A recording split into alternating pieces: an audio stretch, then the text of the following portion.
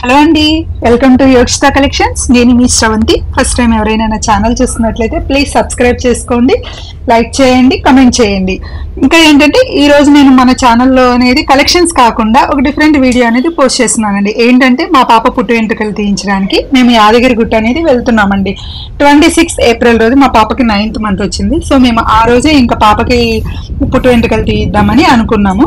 So మేము దానికోసం అనేది 5 o'clock అనేది స్టార్ట్ అయిపోదాం అనుకున్నామండి. కానీ పాపతో మాకు 6 అయిపోయింది. ఇంటి దగ్గరే మా బుడ్డది చూడండి మాతో పాటే లేచేసింది. ఎక్కడికి బయటికి తీసుకెళ్తున్నారు అని ఇంకా నా ఒళ్ళో కూర్చొని చూస్తూ ఉందండి పాపం.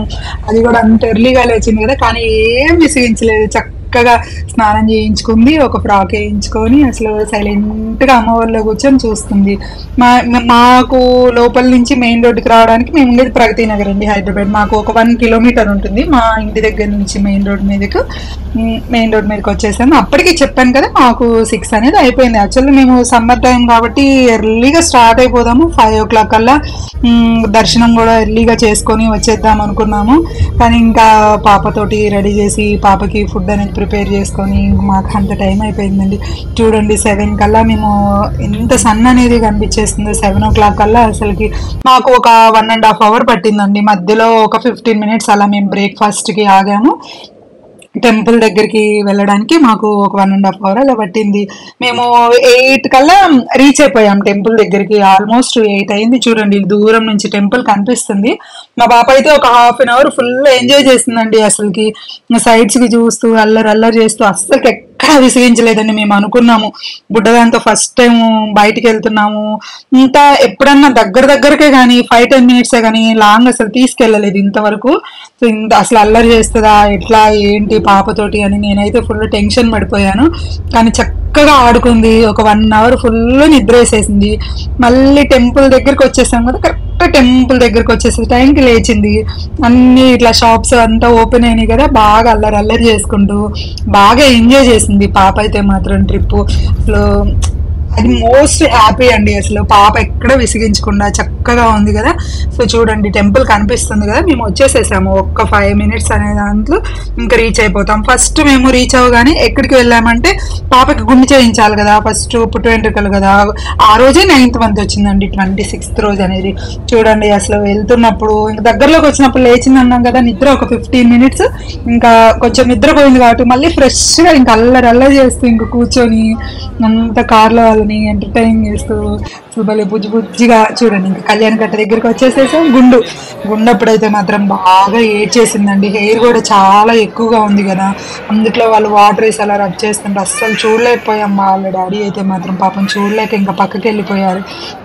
అస్సలు చూడలేకపోయాం అసలు ఎంత పాపం. ఇంకా అట్లానే కళ్యాణ్ కట్టుకనేది రీచ్ అయిపోయిన తర్వాత పాపకి గుండె అయిపోయింది కదా, పక్కన ఇంకా అయిపోయినాక కోనేరు ఉందండి. కోనేరులో స్నానం చేపించేసి ఇంకా పైకి అనేది కొండ మీదకి అనేది స్టార్ట్ అయిపోయాము. కొండ మీద మేము యాక్చువల్గా 5-6 times వెళ్ళాము యాదగిరిగుట్ట. ఎప్పుడు వెళ్ళినా కూడా కింద మనకి ఫ్రీ బస్సెస్ అనేవి ఉంటాయండి. ఇంకా ఫ్రీ బస్లోని కింద కార్ పార్క్ చేసి ఫ్రీ బస్లో వెళ్ళిపోయేవాళ్ళం. ఈసారి ఇంకా పాప ఉంది కదా, అందులో సమ్మర్ సీజన్ కాబట్టి మళ్ళీ రిటర్న్ వచ్చినప్పటికీ పైన ఎంతసేపు దర్శనం పడుతుందో తెలియదు, మళ్ళీ ఎక్కువ వేడిగా ఉంటుందిలే పాప ఉండలేదేమో అని చెప్పేసి మేము డైరెక్ట్ పైకి ఇంకా కార్లో వెళ్ళిపోయామండి.